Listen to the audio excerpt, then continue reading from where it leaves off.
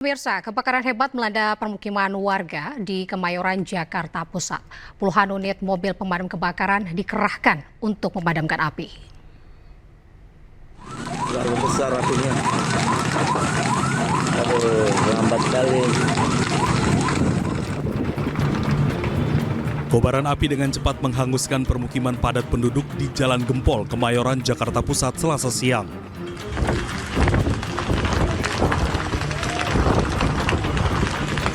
Kencangnya tiupan angin serta banyaknya material bangunan serta isi rumah yang mudah terbakar membuat kobaran api cepat membesar.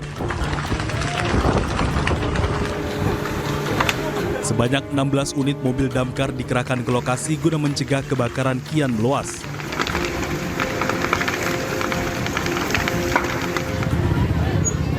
Warga yang panik berusaha untuk menyelamatkan harta benda mereka.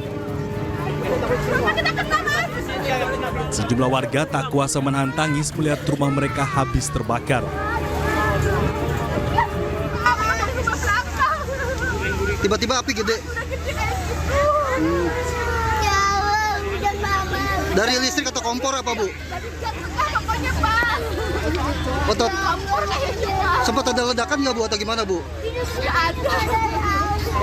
Tiba-tiba api aja, Bu. Rumah Ibu kena, rumah Ibu.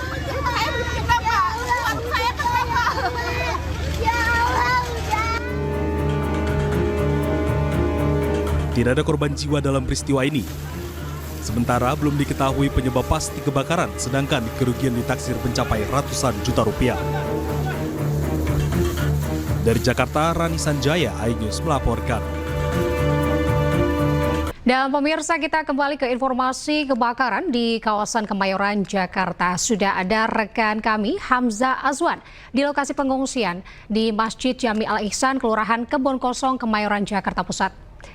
Ya, Hamzah, bagaimana kondisi pengungsi saat ini di sana? Hamzah. Ya, Anissa dan juga pemirsa, kebakaran yang terjadi di Kelurahan Kebon Kosong, Kemayoran, Jakarta Pusat ini diduga menghanguskan puluhan rumah yang merupakan rumah padat penduduk sehingga para warga yang memiliki rumah ini terpaksa mengungsi. Salah satu tempat pengungsian yang ada saat ini yaitu di Masjid Jami Al-Ihsan. Ada dua tempat pengungsian sementara yang digunakan oleh para warga yang terdampak rumahnya.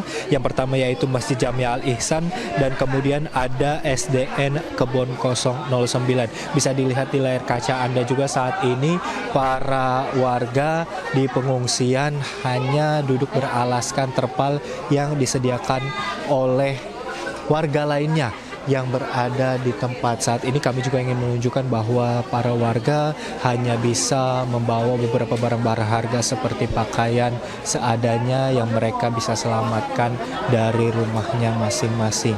Saat ini masih banyak warga yang sejak siang tadi hadir di lokasi pengungsian Masjid Jami Al-Ihsan, di mana para warga masih juga menunggu bantuan yang hadir dari dinas sosial maupun relawan-relawan yang ingin menyalurkan bantuan ke Kelurahan Kebon Kosong, Kemayoran, Jakarta Pusat. Saat ini saya juga ingin mencoba menunjukkan kondisi terkini di mana warga masih mencoba bolak-balik kembali ke rumahnya untuk menyelamatkan barang-barang yang mungkin masih bisa diselamatkan.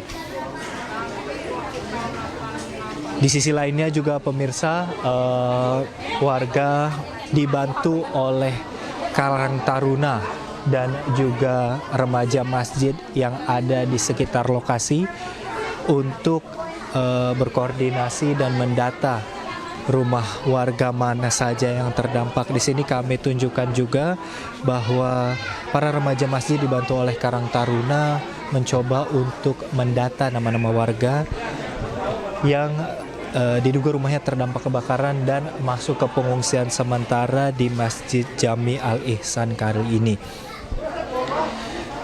Data-data nama warga ini nantinya juga akan digunakan untuk mengetahui seberapa banyak rumah yang terdampak dari kebakaran yang terjadi sejak siang tadi.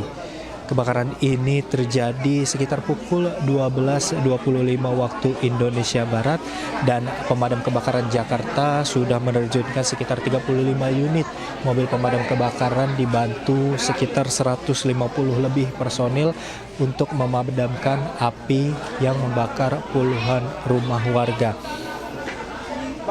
Dapat diketahui saat ini juga Anissa dan juga pemirsa, para warga masih menunggu bantuan-bantuan yang hadir karena bisa dilihat sendiri kondisi pengungsian sementara kali ini masih belum cukup untuk menampung para warga yang rumahnya terdampak di Kelurahan Kebon Kosong, Kemayoran, Jakarta Pusat. Sementara itu, Anissa. Baik, terima kasih Hamzah Azwan melaporkan langsung dari Kemayoran, Jakarta Pusat. Selamat bertugas kembali. Ya pemirsa, Kementerian Koordinator Bidang Pembangunan Manusia dan Kebudayaan menggelar rapat tingkat menteri terkait antisipasi cuaca di Jabodetabek. Kemenko PMK bersama BNPB dan BMKG serta pemerintah Provinsi Jakarta berencana melanjutkan modifikasi cuaca untuk mengurangi curah hujan yang berlebih di wilayah Jabodetabek. Infrastruktur air yang sudah ada nantinya akan dioptimalkan melalui perawatan, juga melalui kesiapsiagaan dari petugas teknis di lapangan. Tak hanya itu, Menko PMK dan pihak terkait juga akan membentuk posko bersama di BNPB dalam rangka mempermudah pengawasan dan mempermudah koordinasi dari waktu ke waktu. Dan untuk operasi modifikasi cuaca, meskipun pemerintah DKI juga sudah melaksanakan, BNPB memperkuat ya, termasuk yang di Provinsi Jawa Barat dan di Provinsi Banten. Nah, langkah-langkah ini juga kita harapkan bisa mengurangi jumlah hujan yang turun secara ekstrim. Kalau kita lihat di Jakarta 1-2 hari ini adalah salah satu bukti bahwa operasi modifikasi cuaca itu bisa tepat atau berhasil dilaksanakan. Meningkat, artinya kemarin alhamdulillah karena Bapak Gubernur juga sudah melakukan modifikasi cuaca, jadi yang harusnya lebat itu tanggal 7-8 itu bisa dikendalikan ini.